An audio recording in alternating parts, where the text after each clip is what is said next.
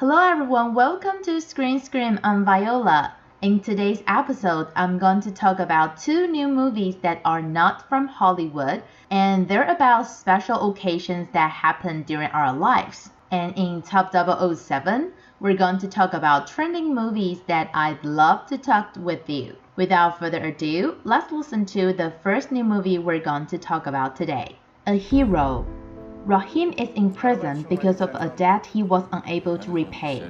During a 2-day leave, he tries to convince his creditor to withdraw his complaint against the payment of part of the sum. But things don't go as planned. The first new movie we're going to talk about today is an Iran film, A Hero. The movie talks about the phenomenon that somebody becomes so famous within a short period of time on social media. And at the same time, A Hero is also a good movie about honesty, honor, and the price of freedom. The director said that he's very interested in stories that somebody becomes so famous in a very short period of time and then they disappear suddenly. And this is what inspired him of that story. Also, he thinks that a local issue could be very universal as well. They're not opposite concepts. He said that in Iran, it's very common for somebody to become famous in a very short period of time because they've done something good. But in a sudden, they disappear. So he's actually dealing with a very local issue.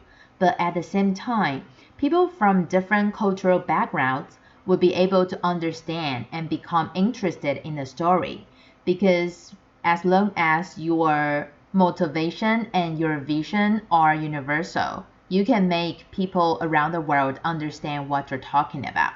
As we heard in the introduction, the protagonist is called Rahim. Rahim was a prisoner and now he's on parole. He finds a bag with a lot of gold in it and he wants to pay his debts with that bag of money. But something happens and then he ends up turning in that bag and becomes the hero on social media. But deep in his heart, he knows that he's no hero because he wanted to take the money. And this moral dilemma is something the director Ashar Farhadi deals with in a lot of his movies. So if you're interested in watching an Iran movie this weekend, or you love movies with moral dilemma, A Hero is a very suitable choice for you. And the second new movie we're going to talk about today isn't from Hollywood either. Let's listen to the introduction now. Petite Maman. Nellie has just lost her grandmother and is helping her parents clean out her mother's childhood home. She explores the house and the surrounding woods. One day, she meets a girl her same age building a tree house. The second new movie we're going to talk about today is a French film, Petite Maman. I'm not sure if my pronunciation is correct. I don't know French, but I did look up how to pronounce this title. Hope it's correct. Although it's a French film, it's actually inspired by Japanese anime.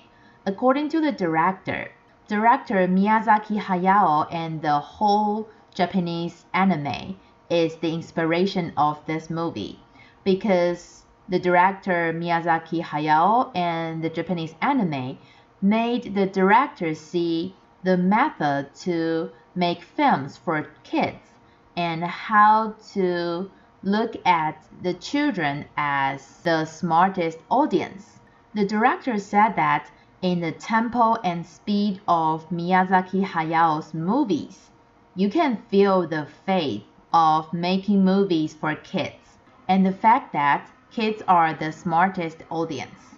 While making this movie, the director also thought of the children characters and music in Miyazaki Hayao's movie. For the audience, those elements are the power to believe in the movies, the power of poems, and parables for children. Actually, the reason why the director wanted to make this movie was to unlock the time travel power that every one of us has. She said that just because we're living under the influence of the pandemic, grown-ups need to put children in their eyes to take care of the children. And at the same time, children need real heroes. So when she was writing the script, she has children's images in her heart and her mind. Especially the theme of this movie, loss and death. These are two things that we need to encounter a lot in modern society, especially with the pandemic. But of course, Petite Maman isn't a sci-fi time travel movie. It's not a movie about past or future, but about present. So if you like French films or you need some family warmth this weekend, Petite Maman is the best choice for you. And now before we move on to Top 007, let's review what we had from last week first. Top 3, The Unbearable Weight of Massive Talent.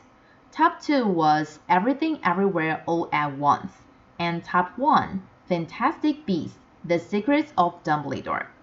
Let's listen to what we have from Top 7 to Top 4 this week. Top 5, Incantation. 你们相信祝福吗？ The Northman. Mother! Father is here! The king, milady. The king.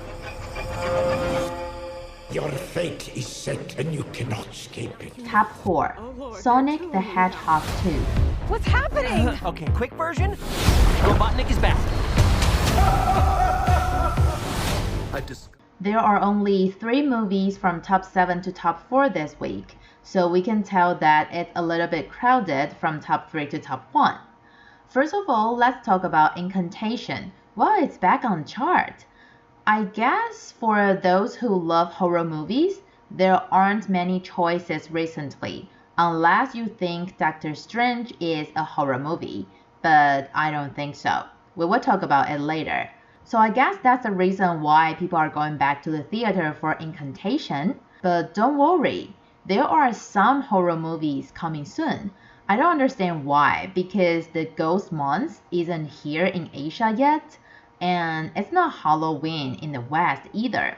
So I don't know why all the publishers are releasing horror movies right now. I don't like it because I was forced to watch a horror movie trailer before Doctor Strange. And when I went to a premiere earlier this week, the publisher also put a horror movie trailer because they're going to release that movie. During the whole time, I closed my eyes. Just don't force me to watch any horror movies. The other top 5, The Northman. As I mentioned last week, this is going to be released in Taiwan in July, but it's already out in North America, and it has been very popular. I doubt why it's going to be released in July instead of now in Taiwan, because in July it's going to be the summer break market. And considering the topic of The Northman, I don't think it's going to be very popular in summer. Probably it's going to perform better now. But anyway, let's see what it's going to do in the summer. Last but not least, Sonic the Hedgehog 2. We've talked about it for several weeks, and it really is a movie that's suitable for both grown-ups and kids. So it's been very popular in North America and in Taiwan as well, but there aren't many showing left. So if you're interested, better grab the chance. Now it's time for the most exciting top 3 to top 1. Top 3, Doctor Strange in the Multiverse of Madness. I sacrificed everything. The bad guy. We're the bad guys. It's crime time, baby. Shark! We need a distraction. Do I get to improvise? Fine, please. Top 2, Everything Everywhere All at Once. What's happening? Top 1, Fantastic Beasts, The Secrets of Dumbledore. We're here to see Albus Dumbledore.